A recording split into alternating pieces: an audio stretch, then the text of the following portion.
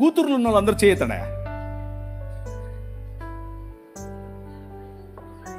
మిమ్మల్ని అడగలేదమ్మా, ఇక్కడ అడిగాను.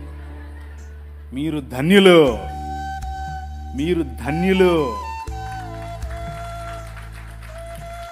ఎందుకో తెలుసా?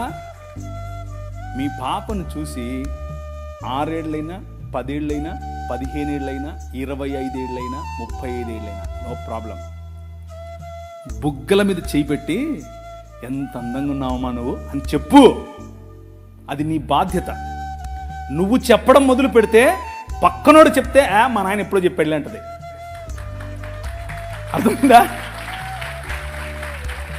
నువ్వు చెప్పకుండా నీ సంస్కృతి నీకేం నేర్పిస్తుంది? అమ్మమ్మ తాకొద్దు పుట్టు వద్దు. నీ కూతురు దగ్గరికి తీసుకో, కౌగిలించుకొని చెప్పు, ఐ లవ్ యూ బెటా. అబ్బా ఎంత అందంగా ఉన్నావే నువ్వు, అచ్చం అలాగే ఉన్నావు, అచ్చం మీ అమ్మలాగా ఉన్నావు, అచ్చం మా అమ్మలాగా ఉన్నావు. వాళ్ళకి ఎంత అందం తెలుసా? అది ఎంత సంతోషపడతారు తెలుసా? నువ్వు చెప్పక పక్కనోడు చెప్పితే జంపు జిలాని. ఎందుకు నువ్వు చెప్పలేదు? నీ తప్పది.